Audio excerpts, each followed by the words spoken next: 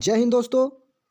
जहां भी होंगे स्वस्थ और मस्त होंगे और आपकी बोर्ड एग्जाम की तैयारी बेहतरीन चल रही होगी। साथियों, यदि आप कक्षा 10वीं का छात्र हैं तो यह वीडियो मोस्ट इंपॉर्टेंट है आपके लिए, क्योंकि आज की इस वीडियो में हम क्लास 10th के साइंस यानी कि विज्ञान के यानी कि केमिस्ट्री, फिजिक्स और बायोलॉजी के जो भी पिछले साल पूछे गए प्रश्न हैं और आपके एग्जाम 2026 में पूछे जाने की संभावना है। आज की इस वीडियो में सिर्फ वही प्रश्न है, 50 ऐसे प्रश्न हैं जो कि एनसीईआरटी फुल सिलेबस पर आधारित है और जो प्रश्न आपके एग्जाम में पूछे गए हैं सिर्फ वही प्रश्न लाए हैं।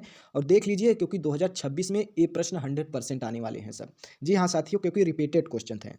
चलिए हम वीडियो की शुरुआत करते हैं। साथियों, आपके हमारा पहला प्रश्न है। पहला प्रश्न है क्या कि विद्युत धारा का एसआई मात्रक क्या है। विद्युत धारा का एसआई मात्रक क्या होता है? वोल्ट होता है या वाट या एम्पियर या ओम?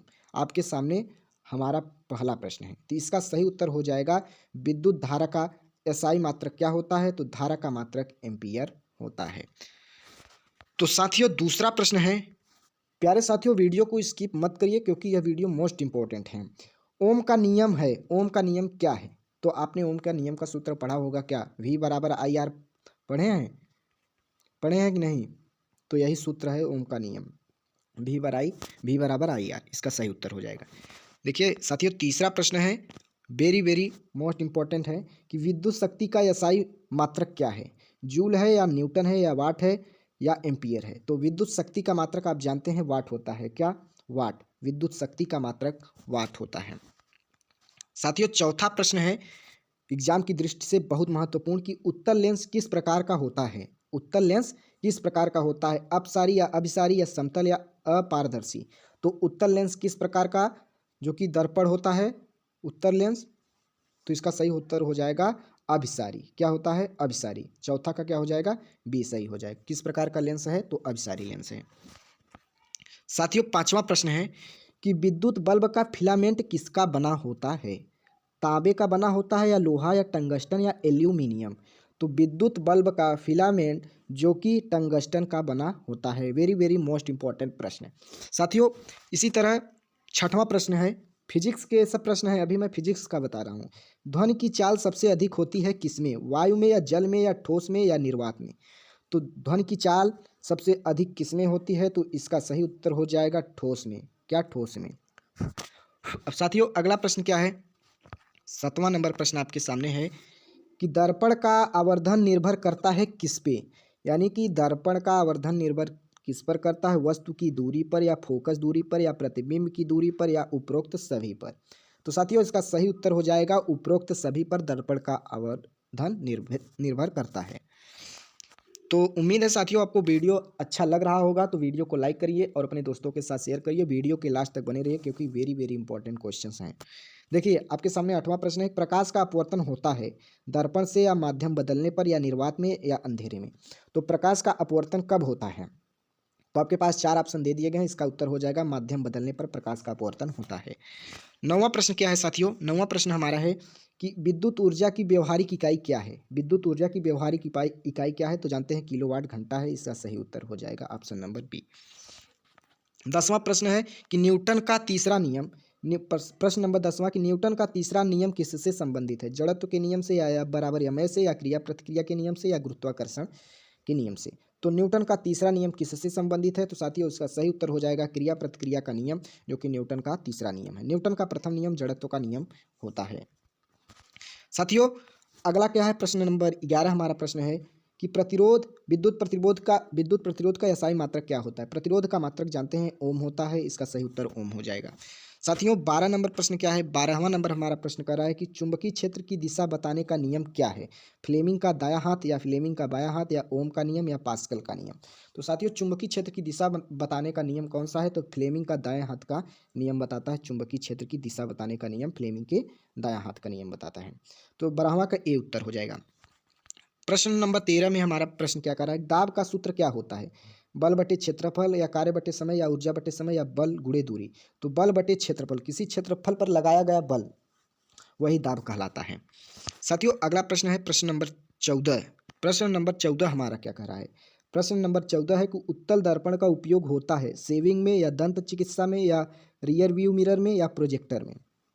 तो इसका सही उत्तर हो जाएगा रियर व्यू मिरर में। यानी कि वास्तविक इमेज देखने के लिए उत्तल दर्पण का प्रयोग होता है। साथियों 15 नंबर प्रश्न है आपके सामने कि बल का एसआई मात्रक क्या है। तो बल का एसआई मात्रक न्यूटन होता है। 16वां नंबर प्रश्न है साथियों कि विद्युत मोटर का सिद्धांत किस पर आधारित है, ओम के नियम पर या चुंबकीय प्रभाव पर या विद्युत अपघटन पर या घर्षण पर। तो विद्युत मोटर का सिद्धांत किस पर आधारित है, तो साथियों इसका उत्तर हो जाएगा चुंबकीय प्रभाव पर आधारित है। 17 नंबर प्रश्न है साथियों क्या कि सरल मशीन का उदाहरण क्या है, लीवर या मोटर या जनरेटर या बल्ब।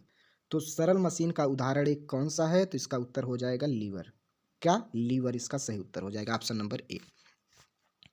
तो उम्मीद है साथियों आपको वीडियो अच्छा लग रहा होगा। कमेंट जरूर करिएगा कि आपको क्वेश्चंस कैसा लगा, इंपॉर्टेंट है जो कि आपकी एग्जाम की दृष्टि से बहुत महत्वपूर्ण है।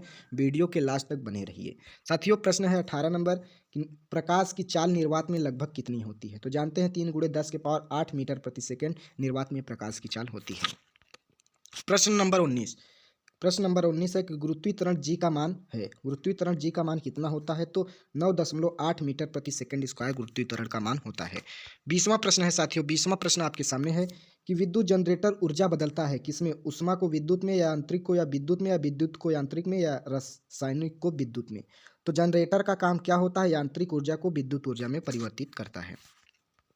अब साथियों आ जाते हैं 20 प्रश्न हो चुका जो कि फिजिक्स के। अब आ जाते हैं हम जो कि 21 से लेकर 35 तक केमिस्ट्री के क्वेश्चन जो कि एनसीईआरटी बेस्ड पर आधारित, जो बार बार आपके एग्जाम में पूछे गए हैं और 2026 में पूछे जाने की संभावना है। तो साथियों चलिए हमारा 21 नंबर केमिस्ट्री का जो कि पहला प्रश्न है 21वां, जिसे हम पहला कर सकते हैं केमिस्ट्री का। तो पेट में पाए जाने वाला अम्ल कौन सा होता है, सल्फ्यूरिक अम्ल या नाइट्रिक अम्ल या हाइड्रोक्लोरिक अम्ल या एसिटिक अम्ल। पेट में पाए जाने वाला अम्ल कौन सा होता है, तो इसका सही उत्तर हो जाता है हाइड्रोक्लोरिक अम्ल HCl। 22 नंबर प्रश्न साथियों आपके सामने है कि धातुओं को पीट कर चादर बनाने का गुण क्या कहलाता है, तन्यता कहलाता है कि आघातवर्धनीयता या चालकता या कठोरता। तो साथियों इसका सही उत्तर हो जाएगा ऑप्शन नंबर बी, आघातवर्धनीयता कहलाता है। 23 नंबर प्रश्न साथियों आपके सामने है कि सबसे हल्की धातु कौन सी है, सोडियम, पोटेशियम, लिथियम या कैल्शियम। तो साथियों सबसे हल्की धातु कौन सी है इस ऑप्शन में से, तो इसका सही उत्तर हो जाएगा ऑप्शन नंबर सी, लिथियम। आपके सामने 24वां प्रश्न क्या है साथियों कि जंग लगना किस अभिक्रिया का उदाहरण है, अपचयन या ऑक्सीकरण या उदासीनीकरण या विस्थापन। तो जंग लगना किस अभिक्रिया का उदाहरण है, तो इसका सही उत्तर हो जाएगा ऑक्सीकरण। साथियों 25वां प्रश्न हमारा क्या कह रहा है, 25वां प्रश्न कह रहा है कि बेकिंग सोडा का रासायनिक सूत्र क्या होता है। तो बेकिंग सोडा का रासायनिक सूत्र क्या होता है, तो इसका सही उत्तर हो जाएगा option number B, NaHCO3 baking soda का रासायनिक सूत्र होता है। 26 नंबर प्रश्न आपके सामने है साथियों कि CO2 अग्निशामक में प्रयुक्त होती है क्योंकि ज्वलनशील है, कि ऑक्सीजन की आपूर्ति रोकती है, कि हल्की गैस है या विषैली है। तो CO2 गैस का काम क्या होता है, तो साथियों मतलब इसका अग्निशामक में प्रयुक्त होती है क्यों, CO2 गैस। तो इसका सही उत्तर हो जाएगा ऑप्शन नंबर बी, ऑक्सीजन की आपूर्ति को रोकती है, इसका काम यह होता है CO2 गैस का, कार्बन डाइऑक्साइड जिसे कहते हैं आप। प्रश्न नंबर 27, सबसे अधिक सक्रिय धातु कौन सी है, सोना, चांदी, पोटेशियम या तांबा। तो इसका सही उत्तर हो जाएगा पोटेशियम। 28 नंबर प्रश्न साथियों, pH मान जिसका 7 होता है वह क्या दर्शाता है, अम्लीय या क्षारीय या उदासीनी या प्रबल अम्लीय। तो इसका सही उत्तर हो जाएगा उदासीनी इसका उत्तर हो जाएगा। अगला प्रश्न है साथियों 29 नंबर।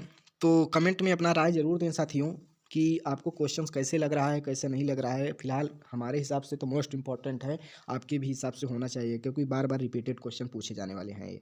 साबुन रासायनिक रूप से होता है क्या, अम्ल, क्षार, लवण या धातु। तो साबुन रासायनिक रूप से क्या होता है, तो क्या होता है ऑप्शन नंबर सी, लवण होता है रासायनिक रूप से, 29 का सी। अगला है साथियों, पेट्रोलियम का अंश नहीं है, पेट्रोलियम का अंश नहीं है पेट्रोल में या डीजल में या कोक में या केरोसिन में। पेट्रोलियम का अंश किसमें नहीं होता है, तो जो कि कोक में पेट्रोलियम का अंश नहीं होता है। 31 नंबर प्रश्न है साथियों कि स्टेनलेस स्टील का मुख्य घटक कौन सा होता है, लोहा, तांबा या एल्यूमिनियम या जस्ता। तो साथियों स्टेनलेस स्टील का मुख्य घटक कौन सा है, तो इसका सही उत्तर हो जाएगा ऑप्शन नंबर ए, लोहा। 32 नंबर प्रश्न है साथियों कि अपघटन अभिक्रिया में क्या होते हैं, दो पदार्थ मिलते हैं या एक पदार्थ टूटते हैं या गैस बनती है या लवण बनता है। तो अपघटन अभिक्रिया में क्या होती है साथियों, तो इसका सही उत्तर हो जाएगा कि एक पदार्थ टूटते हैं अपघटन अभिक्रिया में। अब 33 नंबर प्रश्न है कठोर जल का कारण है, यानी कि लवण के कारण या कैल्शियम या मैग्नीशियम के लवण के कारण या पोटेशियम के लवण के कारण या फेरस के लवण के कारण। तो इसका सही उत्तर क्या हो जाएगा साथियों, कठोर जल का कारण क्या है, तो ऑप्शन नंबर बी, कैल्शियम और मैग्नीशियम के लवण की उपस्थिति के कारण कठोर जल होता है। 34 नंबर प्रश्न है कि प्लास्टर ऑफ पेरिस का सूत्र क्या है, CaSO4 इंटू 2H2O या CaSO4 इंटू हाफ H2O या CaCO3 या CaO। तो इसका सही उत्तर हो जाएगा CaSO4 into half H2O, plaster of Paris का सूत्र ऑप्शन बी इसका सही उत्तर हो जाएगा। अगला प्रश्न है साथियों 35, एथेनॉल का रासायनिक सूत्र क्या है। एथेनॉल का रासायनिक सूत्र क्या है, तो C2H5OH, क्योंकि ऑल OH लगा हुआ है। एथेनॉल का रासायनिक सूत्र क्या है, क्योंकि 2 कार्बन है तो एथ इसलिए, और OH क्रियात्मक समूह जुटा है तो इसलिए ऑल। एथेनॉल का रासायनिक सूत्र C2H5OH है। अब आ जाते हैं साथियों बायोलॉजी के क्वेश्चन। बायोलॉजी के क्वेश्चन जो कि प्रीवियस ईयर क्वेश्चन है, जो कि NCERT चैप्टर्स पर आधारित, जो कि 36 से लेकर 50 तक क्वेश्चन हैं। करीब 14 क्वेश्चन बायोलॉजी में है, जो कि पिछले वर्ष पूछे जाने वाले प्रश्न है, जो कि 2026 में जो पूछने की संभावना है वही प्रश्न है। तो चलिए, इसका पहला प्रश्न है कि मानव हृदय में कक्षों की संख्या कितनी होती है। मानव हृदय में कक्षों की संख्या कितनी होती है, तो इसका सही उत्तर हो जाएगा साथियों ऑप्शन नंबर सी, 4 होती है। 37 नंबर प्रश्न है कि प्रकाश संश्लेषण मुख्य रूप से होता है जड़ में, तनों में, पत्ती में या फूलों में। तो प्रकाश संश्लेषण मुख्य रूप से किसमें होता है, तो ऑप्शन सी, पत्ती में होता है। यानी कि प्रकाश संश्लेषण मतलब पत्तियों को हरा करने का काम करता है, जिसमें पर्णहरिम पाया जाता है। मानव शरीर की सबसे बड़ी ग्रंथि कौन सी है, अग्नाशय या यकृत या थायराइड या पिट्यूटरी। तो इसका सही उत्तर हो जाएगा साथियों ऑप्शन नंबर बी, यकृत। कौन सा, 38 का हो जाएगा बी। 39 नंबर का प्रश्न है कि DNA को खोज किसने किया, मेंडल या वाटसन और क्रिक या डार्विन या लिनियस। तो DNA का खोज किसने किया था, तो साथियों इसका सही उत्तर हो जाएगा वाटसन और क्रिक ने किया था। अगला प्रश्न है 40 नंबर प्रश्न साथियों कि इंसुलिन हार्मोन का स्राव होता है यकृत से या अग्नाशय से या पिट्यूटरी से या थायराइड से। तो इसका सही उत्तर हो जाएगा ऑप्शन नंबर बी, अग्नाशय से। साथियों अगला हमारा प्रश्न है 41 नंबर कि रक्त का लाल रंग किसके कारण होता है। रक्त लाल रंग किसके कारण होता है, तो हीमोग्लोबिन के कारण रक्त लाल होता है, 41 का बी।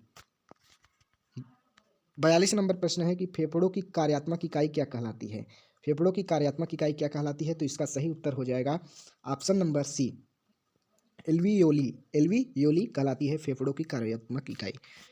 43 नंबर प्रश्न है साथियों, अनुवांशिकता का नियम किसने दिया था, डार्विन या मेंडल या लामार्क या वाटसन।